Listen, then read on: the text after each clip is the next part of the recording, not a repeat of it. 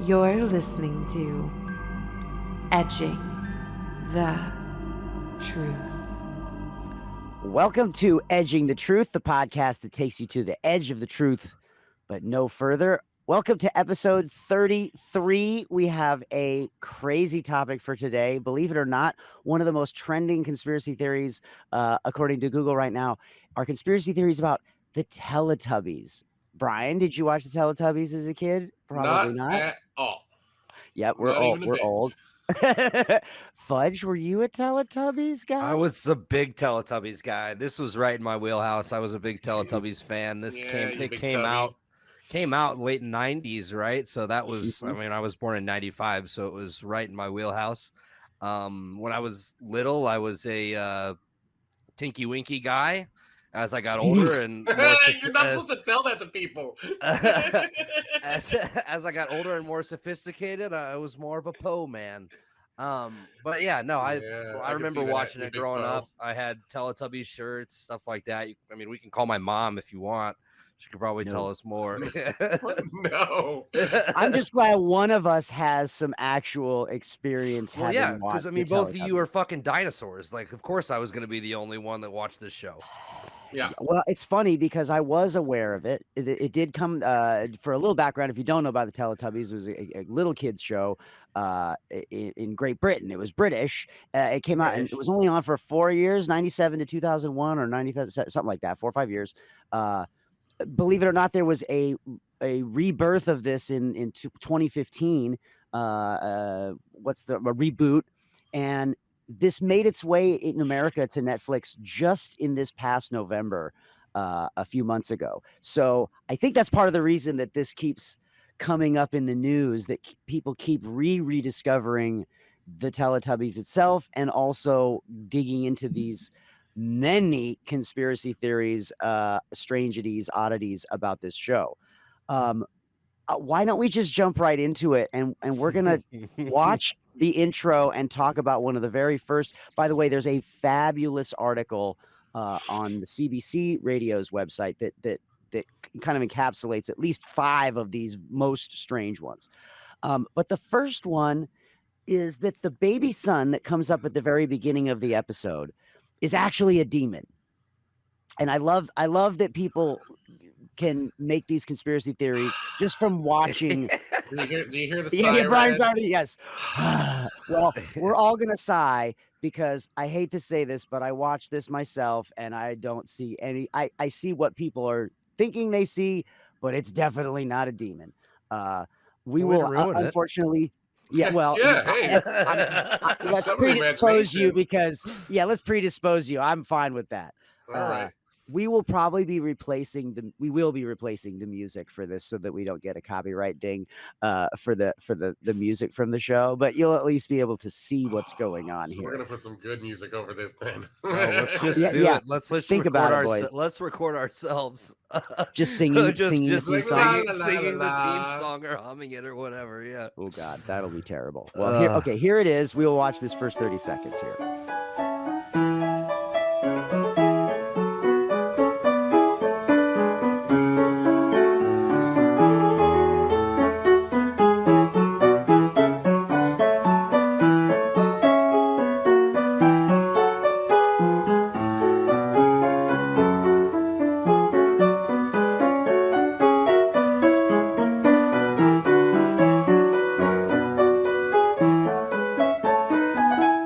Those It's fucking supposed to be- piercing blue eyes. It's supposed to be right there at the end when it explodes, it's supposed to look like a demon. And I'm like, no, it's just the kid squinting and going like that again. With the oversaturation of the light and stuff, right? And it's bad graphics. I mean, come on. Like, what are we talking about here? It's like, Yeah. it wasn't very good production value. It was a fucking badly done graphic. I mean, children in general can be scary. I mean, some kids, sometimes a child's laughter can cut through you like a knife. It's evil. Yes. You know what I'm saying? Yes. Like, it's very, especially in a wrong situation. But I mean, Fudge knows. this guy knows what I'm talking about. But no, I mean, meh. This is, of all the ones on this list, this is the biggest non-starter. I mean, This is an easy one to just go. it's just poor graphics, and it's like, yeah, it's just a kid's face. if anything, that whatever poor kid was fucking for that will hear like in 20 years, like, I was the sun baby and now I'm They're suing out them, there like that somewhere. Nirvana kid, you know, like, Well, you Fudge, ruined did my this ever life. scare you? I mean, no. Simply, I don't even see what they were talking about. I Yeah, I didn't. didn't either. Yeah. I don't yeah. see it at all. I was looking, I waited for it, and I'm like, that was it? Like, no. Agreed. This was an easy one to just go, psh, nope, Yep. debunked. Don't see it. Yeah, Not it's there. like once you see it, you can't unsee it. I didn't see it. There's nothing for me to unsee. Like, I didn't Yeah. see it. Tell me what the Fully. fuck I'm looking for. Yeah. Yes, fully agree. Okay, Matt. now we get to one. Now we get to one with a little bit of meat, and there's a few theories that are similar to this. The Teletubbies are genetically engineered slaves. While there's no official backstory on how the Teletubbies were created as Slaves as to a be what? thing, Slaves of what? trust me, Are they- there's a very lengthy description here, according to the BBC. All right. It's clear that some of the Teletubbies are not in control of their own destiny. A mysterious voice tells them to do everything from eating to sleeping. There's also a vacuum-like character, the Nunu, who is constantly keeping the Teletubbies in check, making sure they follow orders. Then there's the pinwheel, a godlike structure at the top of a hill that causes the Teletubbies to drop whatever they're doing and fall to their knees in worship whenever it spins. The pinwheel then picks its favorite character and turns it on its tummy. Turns on the tummy TV. Turns it on. Yeah, turns on the TV. It's an horny as fuck. Now we're getting somewhere. It's very Big Brother, as they say. Another similar theory is about like forced domination of a planet, and the sun baby is some sort of big boss who controlled the slaves. But at the end of the day, the theory is that the Teletubbies are subservient in their world, and it's an allegory for that. I've even heard this particular part of this particular theory twisted to be it's an allegory for the Nazis. It's an allegory for slavery in America. It's an allegory for all these different kinds of things. Let's start with Fudge. Fudge, what do you think on this one? I think it's hilarious. Not to make light of slavery, which I would never do, but no. There is I feel like I could kind of get behind this one because there is the narrator voice that says, "Oh, now it's time for them to go to sleep," and they look and they're like, "What the fuck? We don't want to go to sleep." It was like, "Oh, now we're gonna eat," and then you get this little Nunu fella sucking everything up. I mean, I don't know. I believe it. Isn't Nunu also another word for vagina? I'm just saying. I've heard a girl say that before. I'm just saying. Like, there's probably lots of terms for that I'm listen. Like, I reading the origins of this show. They designed the show that they were supposed to be kind of like astronauts. You know what I'm saying? Yes. That they were supposed to be explorers and stuff. And so, like, I feel like all of that stuff fits with the astronaut theme. Mission control, telling them what to do, those kind of things, you know. Plus, it's a kids show. Somebody's got to move it along, okay? Like, yes. Well, it's funny that you should say that. It's funny you should say that about the astronauts, because the show was originally pitched as a show for preschoolers, and it was inspired by one of the creators' interest in astronauts and the Apollo 11 and moon landing. And it was also kind of related to, in their words, how children were reacting to the increasingly technological environment of the late 90s.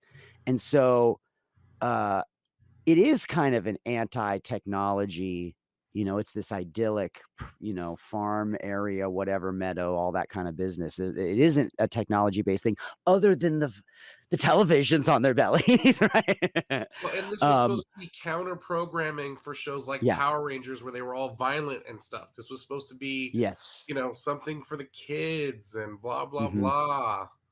And I mean, and I'm gonna pull us back for a quick side note. So that sun baby, 21 years old. Her name is Jessica Smith. I thought it was a boy baby.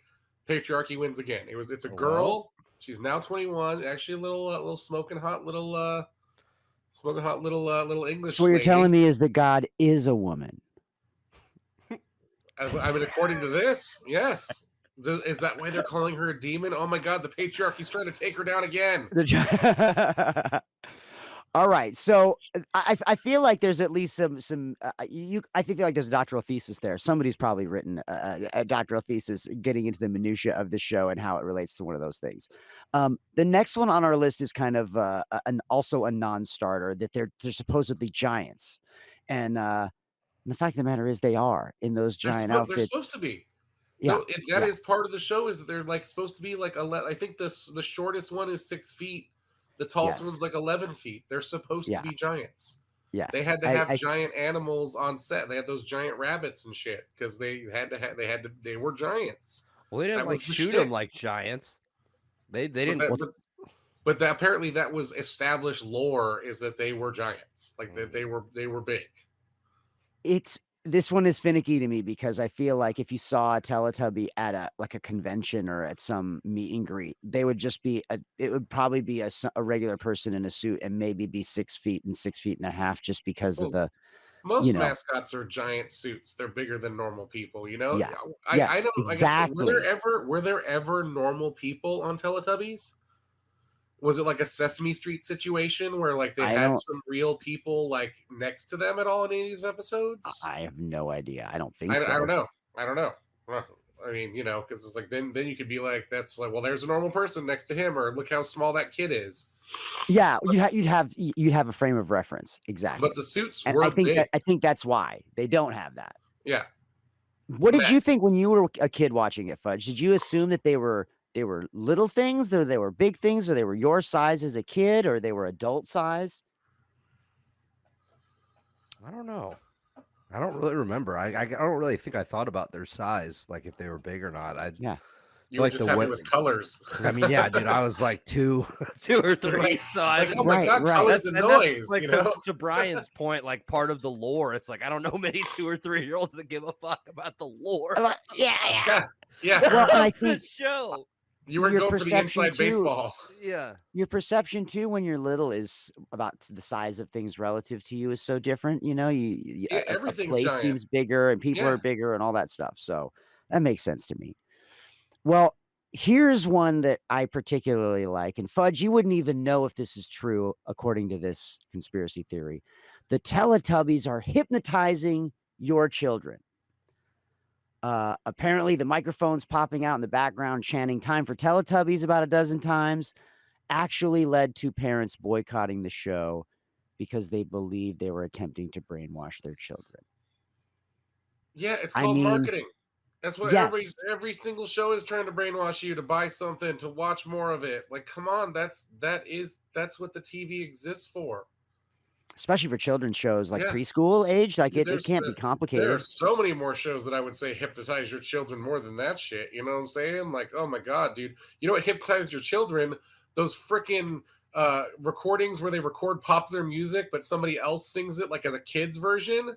You know what I'm saying? Like, oh my God, my niece will just sing that shit over and over and over again. And then when you play them the real version of the song, they're like, this isn't the song. This is crap. And I'm like, this is Old Town Road, Lil Nas X's #1 song forever. Don't your kids bop shit against this. Don't take this away from Lil Nas X. I think I have a Baby Queen album that is just atrocious. It hurts my ears. And especially when they sing along to it. Oh, you have a 3-year-old now and one that's about 1. Are your kids going to watch Teletubbies? Do you think it's going to hypnotize them, or maybe it's going to hypnotize them in a good way? I mean, whatever the fucking crap they watch is, I'm sure it does the same thing. What are you parking your kids on? I mean, dude, my son loves Spider-Man, so he's watched all of the children's version of Spider-Man. It's like Spidey and His Amazing Friends or something like that. He's watched all of that like a million times. But what's the bad one? You got a Paw Patrol in there? Oh, dude, fucking Blippi. Like, that one I fucking hate. That is one I cannot stand. First of all, that guy got famous as Steezy Grossman, and his first official video on YouTube was him and another guy shitting into each other's assholes. And then now he's one of the most fucking profitable children's entertainers on the planet. Like, my son just went last month to a fucking Blippi world tour. It's not even him. It's a fucking hired actors and shit that they get to go around. But That one I don't like. I just a bunch of videos on YouTube. I can definitely see how that one could be like brainwashing. But I mean, if you put kids at that age, you put something on the television that's a bunch of flashing colors, music, stuff like, they're gonna fucking pay attention. Like Yeah. it's that Teletubbies is not the only show doing this shit. Well, I mean, just that No. Dora Explorer crap, like all the stuff they repeat, like swipe or no swiping, all those fucking things my niece just repeats over and over again, the theme songs and just all that. I mean, even that show people say is indoctrinating our children to speak Spanish and shit. And it's, it's just like, Yeah. Oh yeah. There's so many children's show conspiracy theories. It's crazy. I think it's interesting too that like I was a Sesame Street electric. I was in the age of like real attempts at educational television and still be entertaining and keep the snippets short and all that kind of stuff. Back when I was a kid, kids TV was fucking real, man. It was fucking they were there. and You wouldn't know anything about that shit. Kids are dumb, okay? Yeah. Like they get fucking hypnotized by some dust on a table. All right, like it's like fucking like come on, like just sitting there. Yeah. My girl's kid, like he's always fighting like to see who would win against what, like Iron Man against a Power Ranger, or like the Hulk versus Lion-O. He's like, who would win? And I'm like, I don't know. Lion-O. Like, do you want to have a real talk about this? Because I'll get into it with you, little 5-year-old kid. Well, I'll tell you what, when it comes to combining universes, our next conspiracy theory has a parallel to that. Oh. Strangely enough, there is a connection between Teletubbies and Harry Potter. Both of these things came out in 1997. That's maybe just coincidence from timing, but here's where it gets interesting. If you combine the antenna symbols from Twinkie, Winkie, Dipsy, and Poe, you get the symbol for the Deathly Hallows. And one step further is that Lala, the yellow Teletubby, has a lightning bolt as their antenna, quite similar to Harry Potter's lightning scar. Coincidence? Conspiracy? I mean, a lightning bolt is a very rare thing. I mean, they have not been referenced all the way back to Greek mythology. I mean, Shazam! You know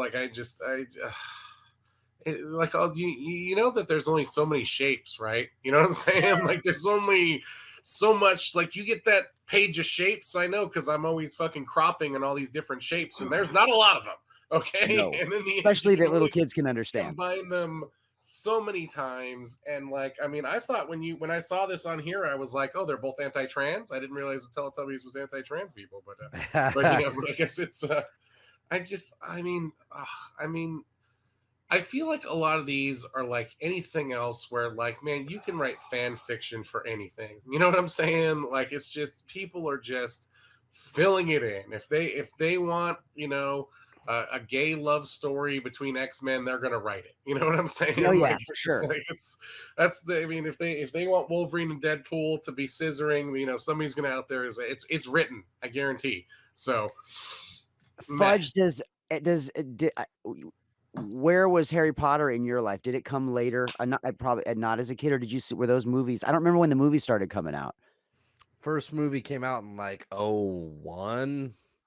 So you were still pretty little. I watched them all. I mean, we just did a Harry Potter marathon as a family like a month or two ago. But I'm in on this. I love the thought of the Teletubbies being fucking wizards. Can you imagine watching Harry Potter and they just have like a shot of the hallway and you just see it in the background? Oh fuck! Is that a Teletubby?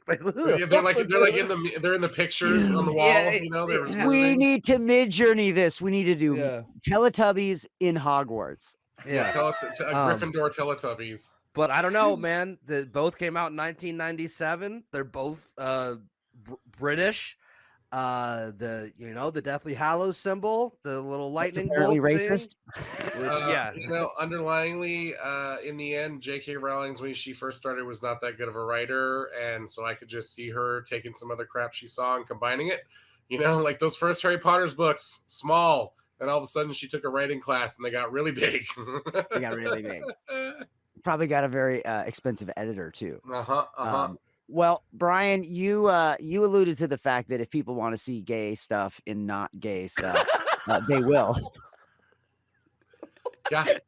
The Republicans do it all over America right now. All over like America. you like how I put that much. One of the conspiracy theories is that Twinkie Winkie was in fact a gay icon. That's what we Twinkie call our Winkie. friend Josh. These big old Twinkies. Apparently, this does have some basis in fact.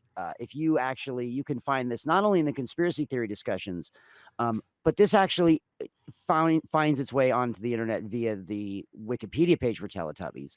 And it says the Twinkie Winkie controversy. And it goes on to say the controversy arose in 1999 concerning Twinkie Winkie and him carrying a bag that looks very much like a women's handbag. Now, apparently, somebody had already postulated that he was gay a couple of years before.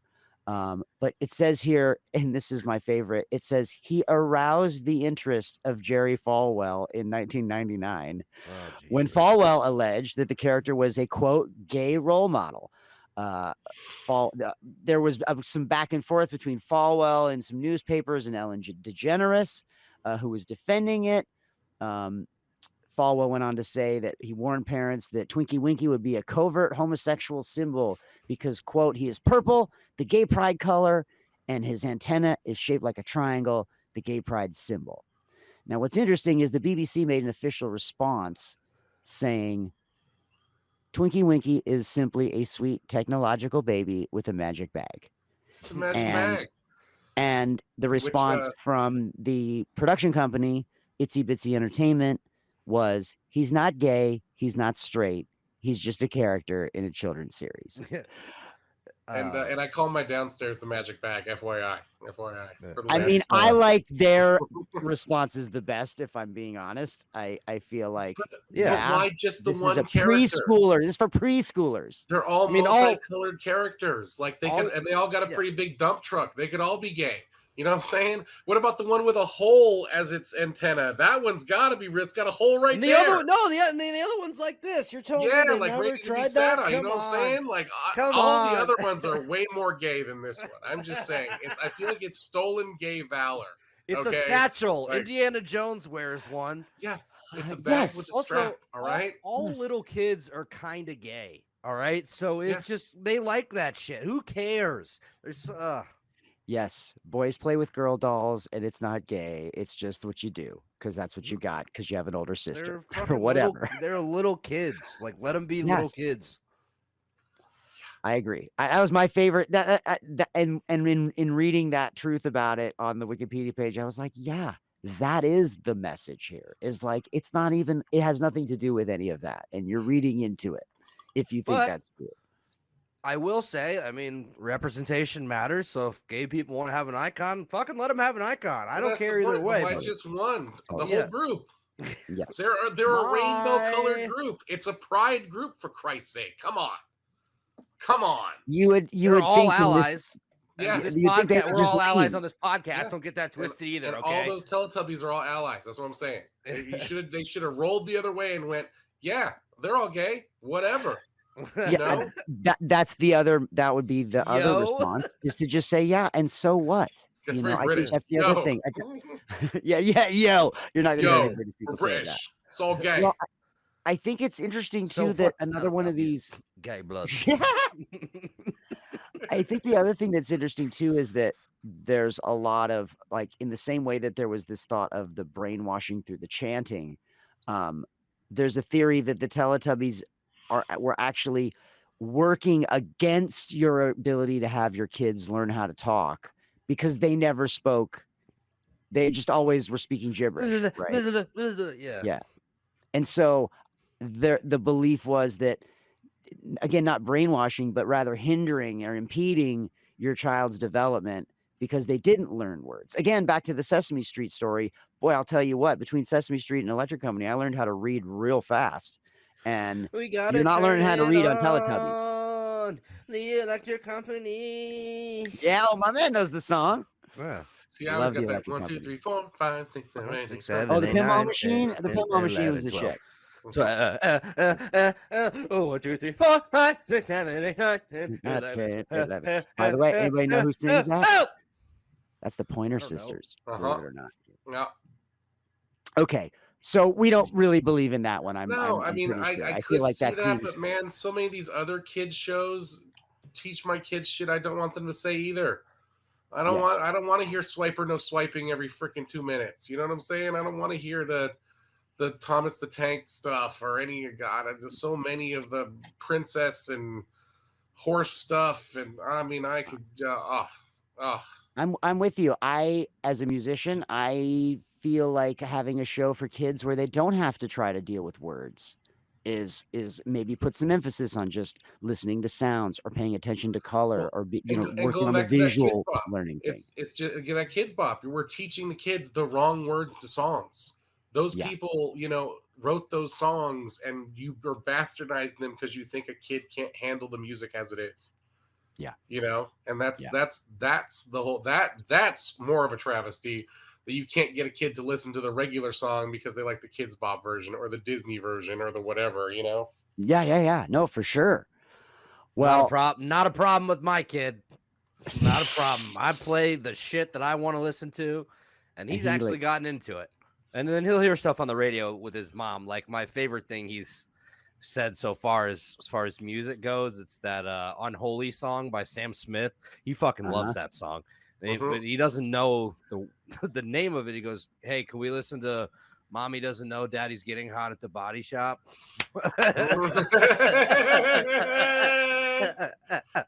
Dude, wow. that song that song has an earworm of a beat though. It really does. I hate it, and yet at the same time I'm all I can't help it. I can't help it. Yeah, it is. Okay, well, we've kind of tackled all the easy ones, and we've kind of got two somewhat more meaty ones left that have a little bit more. Yeah, no, hey, you meaty meat. You said it. Meaty meats. The last big one of the last big conspiracies we'll talk about is the idea that the Teletubbies were meant to actually represent 4 specific children from a Belgian asylum. And which again, this is a British show. How the creators would have told we didn't have no English asylums to go to. Yes, no kidding, the right? Creator from that one summer they spent in Belgium at the kids' asylum. Like, come on. Yes. Okay, so that was conveniently called La La Land. Like, yes, conveniently called La La Land. Let me give you the quick rundown. The yellow tubby Lala was supposedly based on a child patient who spent years in isolation, hence the permanent facial disfigurement, sort of a strange version of the Joker. One of the children had gone deaf and also had some unfortunate facial deformities. Allegedly, the child was tied to a fence outside, eventually got frostbite. Hence, Twinkie Winkie is purple/blue.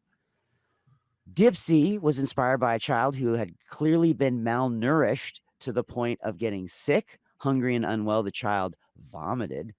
And with conditions as bad as they were at the institution, ends up lying in his own puke for days on end. Lovely story. This is where Dipsy gets his green color.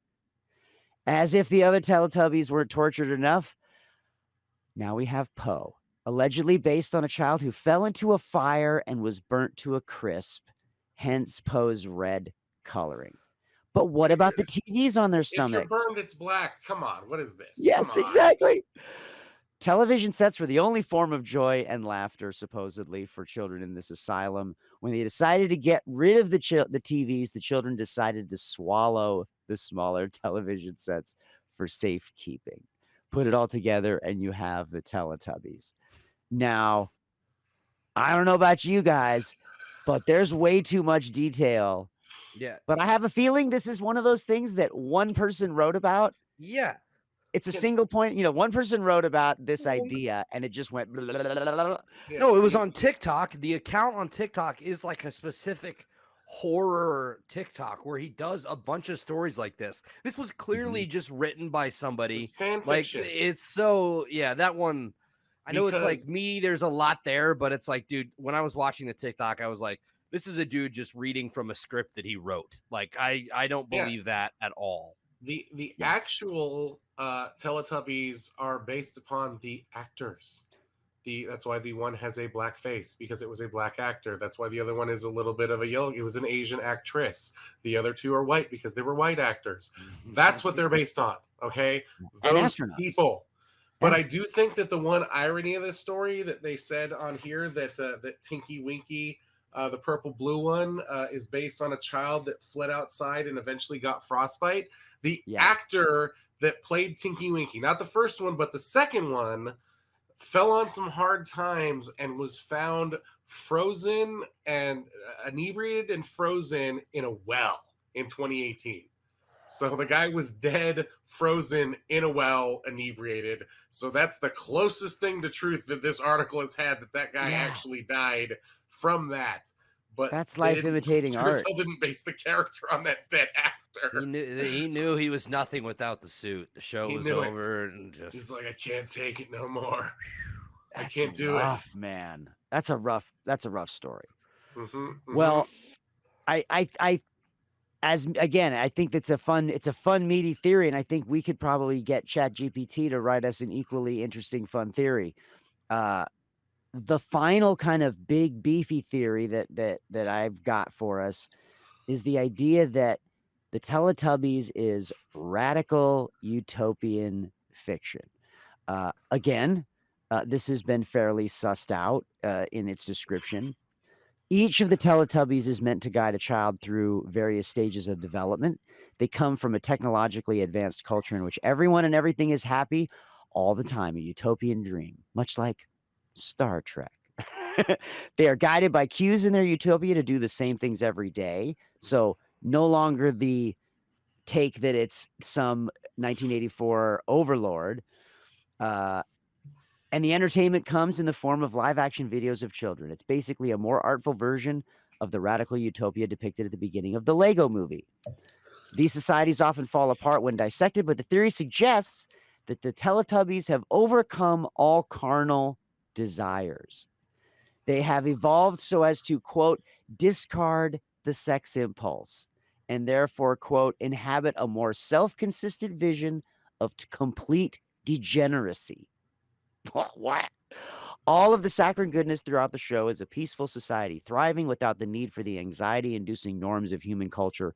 Furthermore, the Teletubbies universe breeds children that are cared for by machines, are always in a state of happiness, and fall asleep in their incubators on command. It sounds nice and peaceful, doesn't that's it? the parents' dream. Or is that that's the why Matrix? That's why they parked you in front of that TV so that machine could raise you in the first place. So yeah, I could see that. But the Lego movie, the movie that came out 10 years after this show, influenced the show. It's just they're saying it's a modern reference. They're not saying they influence. They're saying it's a similar utopia. Here's a modern reference to another similarly Utopia is my favorite ride at Disneyland. You know, where you get to drive the car. Oh wait, no, that's Autopia. Sorry, that's much different. But every kid's show. Am I missing something where there's a kid's show depicting a post-apocalyptic fucking hellscape?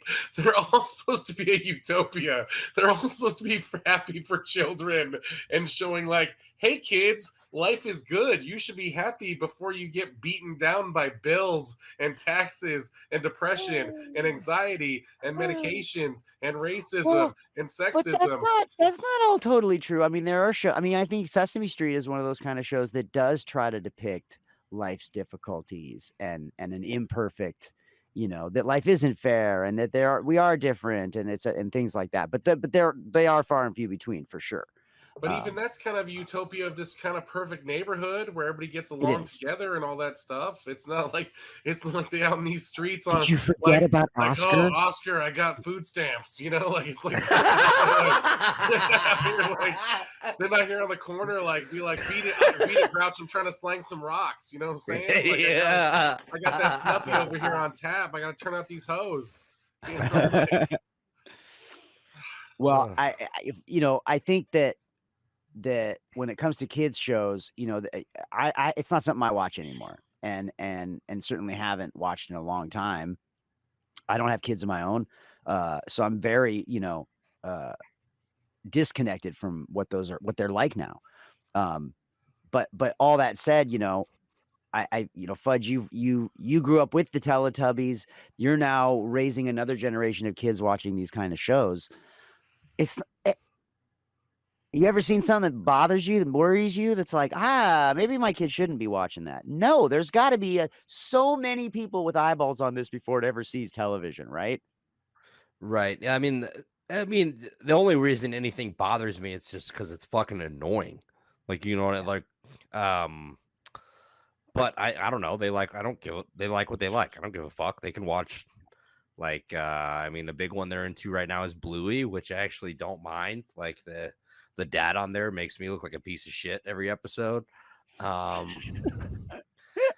I mean, but no, there's nothing that really I've seen on anything that he's watched that I'm like, oh, they really shouldn't be watching this, other than coming home from a long day at work and hearing BLIPPI,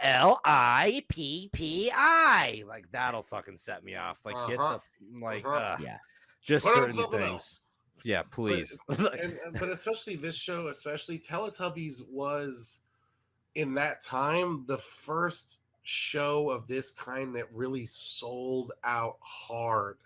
They had the educational video games, they had soaps, they had every single kids product you could think of. You know what I'm saying? The plushes, all this stuff. They turned so hard into that marketing and cashed in. Like they went deep down. And also, did you guys realize that in the reboot, those are supposed to be the kids of the Teletubbies? Yes, people did lose their minds. I'm just saying. When that relaunched, people kind of did lose their minds that the Teletubbies had babies. These Teletubbies. And like, wait a minute, Mm-hmm. or do they just lay eggs? Are they non-sexual? And somebody's got to fertilize it. All right, Like somebody's got to fertilize it. I'm just saying. You know what I'm just like? Somebody's gotta. It's coming out of that horn. Like, oh. I mean, this show they just stick their wieners into Mr. Nunu. They tried to sell out so hard. They were trying to get this show syndicated in North Korea. That's how hard they were trying to sell out this show, you guys. Like, for real. There's a lot of merchandising for this in Asia still, which I think is interesting. This is, and British shows have, especially one that doesn't have a lot of like speaking in it. Like it can be dubbed. This is an easy show to dub and put anywhere in the world, right? So you just need you could substitute the cute kid videos with ones from your country so that the kids look like wherever your country is, and or it could be whatever as it evolves over time. It can be updated, all that kind of stuff. And now that you say that, that's why they spoke the gibberish, because then it would work in every language. Yeah, I think so. That was the Occam's razor of that conspiracy theory. It's like, if they speak gibberish, you don't have to translate it. It's like every language is just like, oh, there's my Teletubby gibberish, and no Teletubbies subtitles, or whatever closed the hell it's called. captions. Yeah.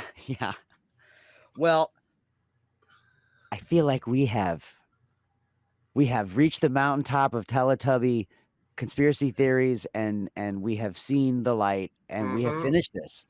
A few of these are real fun to talk about, but didn't feel like there was a single one that we bought into hard. They're fun ways to look at these shows, and I think you could do this on any children's show to a certain degree, whether it's Scooby-Doo or Sesame Street or you name it, whatever it is, Dora the Explorer. I'm sure there are thoughts behind all of those that someone could read into, right? Well, let me just throw a couple more like of things on these Teletubbies that I read. It's like they had a Teletubby Day in New York. Yes. Like the owner of the land where they filmed all the Teletubby shows intentionally flooded her farm field and land so people would quit coming, because it was like it's like the Full House in San Francisco and stuff like that, where it's like, hey, I live here. Quit freaking.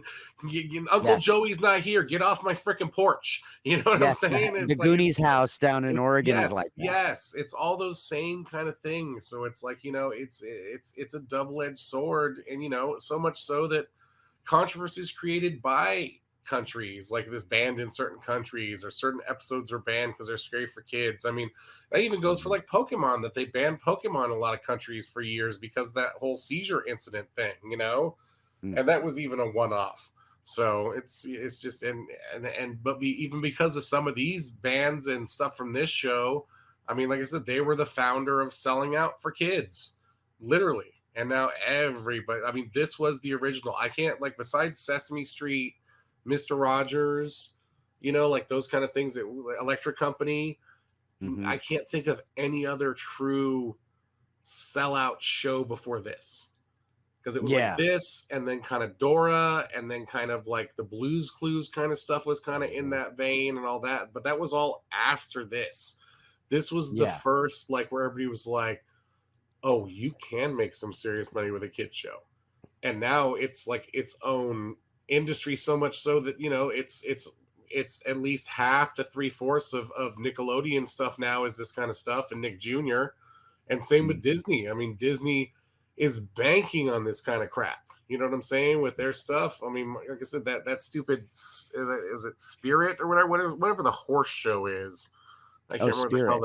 That was the movie. But I mean, yeah, but they have like some show where it's like that horse has multiple seasons, and it's just like, but I mean, and that's all, you know, that's all making parents tell their kids how expensive horses are to raise. You know what I'm saying? It's like, how many more kids are asking their parents for a can't afford boarding fees. I'm sorry, you know, like horses. Well, you don't want to be the horse kid in your class. No, you don't want to be the horse kid in your class. When it's the other horse kids, but that usually is at your expensive private school that you go to. You know what I'm saying? Like, ain't nobody got a horse in the hood. I'm just saying. It's like not happening. Well, I'll tell you one thing. If Fudge is going to send his kids to an expensive boarding school, we need your support. Fudge, you want to tell them how many different ways they can support this podcast? Especially your children. Yeah, support my children, 3 years old and 10 months old. So help me, I'm poor. You can find us at www.edgingthetruth.com. It's got all of our episode ways to listen. It's got the video and the audio straight there, ways to download it, links to whichever podcast platform you prefer. We're on YouTube, youtube.com/edgingthetruth. We're on Instagram, Twitter, Facebook, TikTok at Edging the Truth. Please, please, please give us a follow. If you're watching this on YouTube, like this video, hit that subscribe button, turn on those notifications. We've got brand new merch as well. That's probably the best way to support the show. He is Red's wearing it right now for St. Patty's Day. When I like how you're bending over that chair. Yeah, bend over, dude. not even showing us the shirt. He's just showing us that fat ass. Trying to sell that dump. Show me that dump. That is our shenanigan drinking song shirt. That is, you know, you've heard it on the show. Now wear it on your back. Yeah, it is a piece of history. Brian's heritage, join the wave, but a bunch of other different cool shirt designs. We've got hats, we've got mouse pads, a bunch of different stuff. Go to our website and go to the merch tab to find all of that. We appreciate all the support so far. Looking to keep it going. Find us wherever you get your podcasts. I don't know, call the voicemail line. Give us a call on the voicemail. 917-979-6071. Tell us your experience with Teletubbies. Tell us if you have any conspiracy theories about them or any conspiracy theories in general. Have you seen anything recently you really want to talk about? You hate something we said? Do you love something we said? Any feedback, anything at all? We want to hear it on that voicemail line. Don't worry. You don't have to talk to anybody. It'll just go straight to the voicemail and you can talk away. Tell us what you want. But if you do want to talk to us more direct, join the Discord. Interact with us. Comment on stuff. Give us articles. Give us your hot takes. Come in there. We build this community.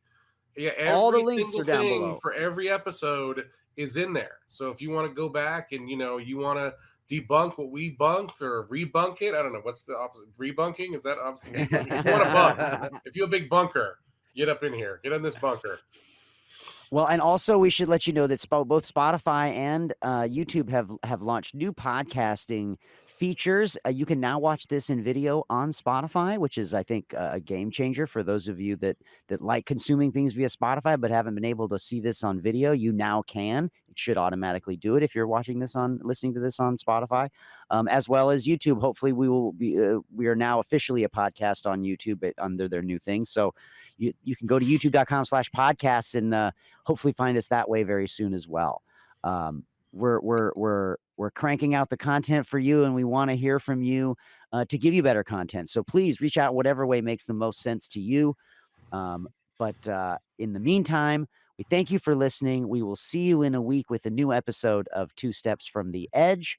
On behalf of Fudge and Brian, I am Dave/Red.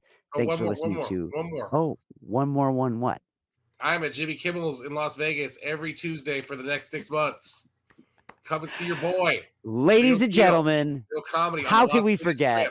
We got a plug. We have actually 2 plugs that need to happen. So, running it back, our boy up above me on this side, Andy Fudge Hopper, is back with his podcast, The Brew Party, which you can find everywhere online. You can also find that link down below, and you should be getting more from Brian over here. He's going to be at Jimmy Kimmel's in Las Vegas for the next 6 months. What days?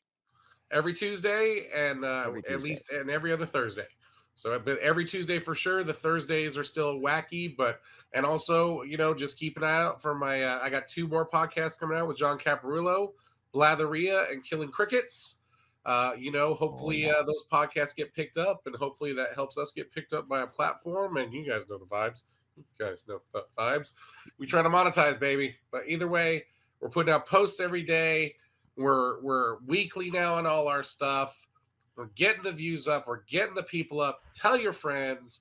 Follow us. Don't be a dick, or be a dick. Not enough people are being dicks to us. And frankly, I'd like that. Let's get more dick in here. All right, maybe I shouldn't say that. But nevertheless. We'd love some more dick in here. Twinkie Winky over there. Yes. The Teletubbies are wizards, Red. Let's get out of here. Thanks for listening. Deuces. Visit edgingthetruth.com for more information and links to all our social media and podcast directories.